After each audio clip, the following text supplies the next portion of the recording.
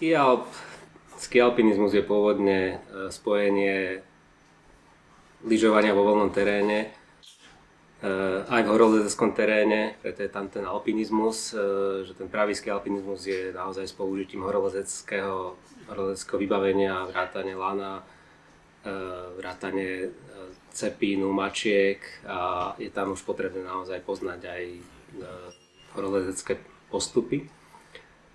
To, čo je na Slovensku populárne,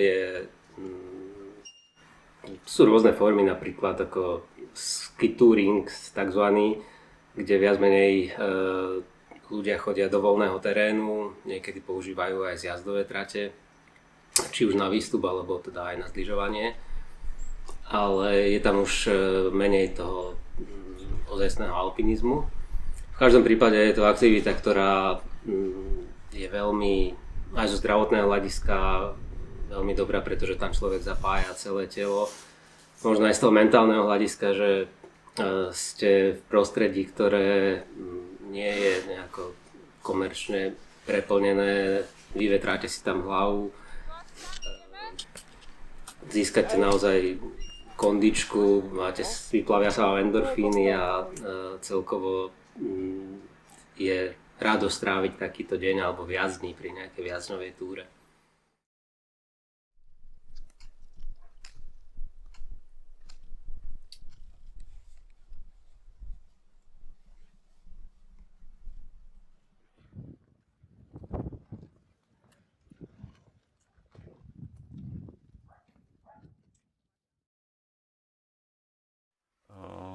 Ski alp je jeden problém, čo ja vnímam, že ľudia nevedia lyžovať a čoraz menej ľudí vie lyžovať. Lebo si mnohí povedia, ja zídem, dajme tomu chopok, toto čo máme nad hlavou, a oni si myslia, že vedia lyžovať. Ale prídu do voľného terénu a zrazu zistia, že nevedia zlyžovať niečo. Takže toto mi trošku robí problém, že veľmi veľa ľudí je limitovaných tým, že nemá technické možnosti si to užiť. Hej?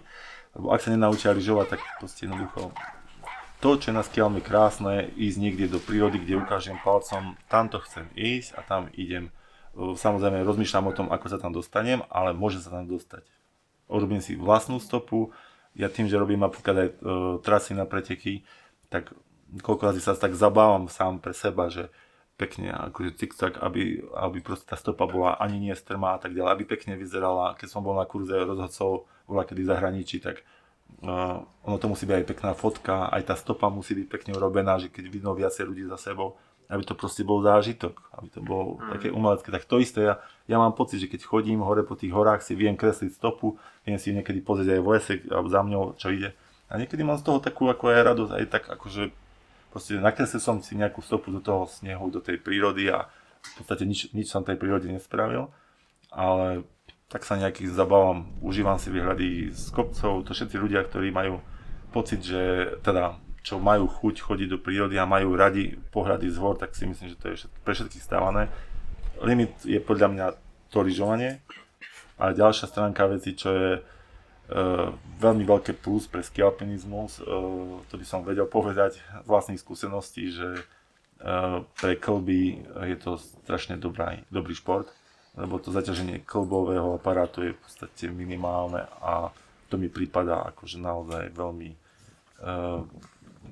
jeden z najlepších športov, aký v podstate poznám dobre. Dajme tomu, bicykel je dobrý na kolná a tak ďalej, ale nepracuje horná časť tela. Takže to s tým súvisí, že doporúčal by som to vlastne každému človeku, ktorý je schopný sa pohybovať a teoreticky sa vie trošičku lyžovať na to, aby mohol lyžovať z hociakého bodu, ktorý si myslí, že vie technicky zdolať.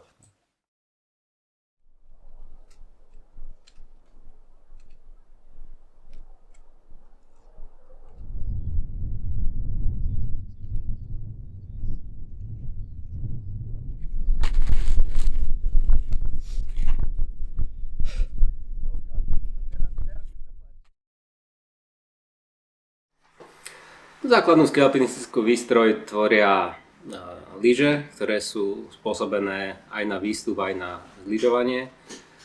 Neoddeliteľnou súčasťou sú stúpacie pásy, ktoré povolujú pohyb len dopredu. Takže je to podobný spôsob ako bežecké klasické lyžovanie, kde lyža sa dá posunúť len dopredu a smerom dozadu brzdí. Tieto pásy sú odnímateľné, lepia sa na sklznicu. Nie tak, že sa nalepia a už sa nedajú dať dole, ale je možné ich opakovane používať, nasadzovať a skladať. Viazanie je takisto uspôsobené na výstup aj na zjazd. Pri zjazde dole sa päta ako keby záretuje alebo zapne rovnako ako pri zjazdových lyžiach, aby bolo možné lyžovať v podstate rovnakým spôsobom ako na zjazdovkách.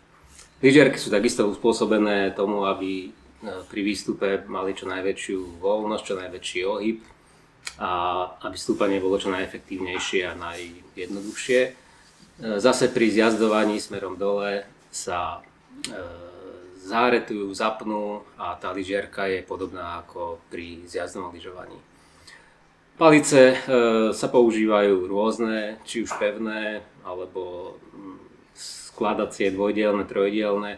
Je to kvôli tomu, aby pri výstupe bolo možné palicu predĺžiť, aby tam zase bol ten pohyb efektívnejší a smerom dole, aby sa čo najviac podobali zjazdovým paličkám. A neoddeliteľnou súčasťou je batoh, v ktorom je potrebné teda mať jednak potrebné oblečenie, pretože v tých výškach a v tých horách sa počasie často mení a treba byť pripravený teda na rôzne zmeny počasia. Nie je teda všetko mať len lavinovú výstroj, ale hlavne je potrebné vedieť ju používať, pretože mať sondu, lopatu, vyhľadávač, bez toho, aby ste vedeli, čo s tým robiť, je v podstate zbytočná vec. Na to slúžia veľmi dobré lavinové kurzy, ktoré sú veľmi populárne a robí ich či už stredisko lavinovej prevencie pre širokú verejnosť alebo rôzne komerčné skupiny, organizácie, vodcovia. Je toho naozaj veľa, ten výber je veľký a určite odporúčam, aby každý, kto sa chystá do voľného terénu, absolvoval takýto kurz a možno aj opakovane.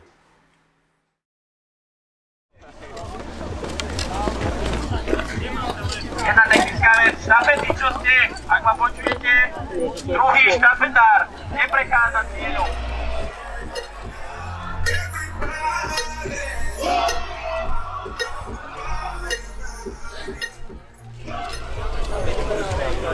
Hej, zima, čo? Posledné sa ruší, čo som povedal. Tak samozrejme ski alpino, je to pohyb v prírode, takže od toho treba to odvíjať.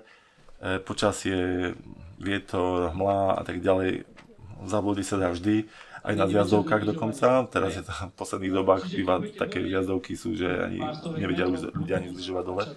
Takže ono to s tým súvisí, že bezpečnosť samozrejme. Vedieť, v akom teréne človek ide, lavinové záležitosti a tak ďalej, to treba vedieť sledovať. Ale keď človek žije s tým, že sleduje tie hory, ja priamo aj nepriamo, či už chodím hore na kopec alebo niečo podobné, tak si sledujem snehovú situáciu, ako fúka vietor, koľko nasnežilo a tak ďalej. Tak priebežne vnímam o tom, aký je terén, či je bezpečný alebo nie. Tak ono potom naozaj závisí, takže sa nepúšťam do nejakých nebezpečných situácií, tak to chcem povedať. Ale naozaj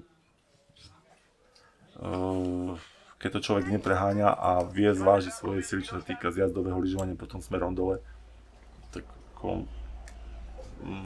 ten ski alp mi prípadá akože naozaj relatívne veľmi bezpečný aj keď si zoberiem bicykle a podobne, tam asi sa viacej padá a sú na nehodia do cestách, takže ale hlavne čo je obrovský plus, tak to je naozaj ten organizmus, ako dokáže sa aj kondične dostať na úroveň, aj zapojiť množstvo svalov, ktoré vlastne to má a má aj z toho taký pekný zážitok. Druhá vec je, že to je veľmi dobrá pomôcka na mnohé športy, si myslím, v rámci prípravy, keď to človek nechce robiť nejak výraznejšie, ale ako v rámci prípravy pre každého skoro prakticky je to dobrá vec.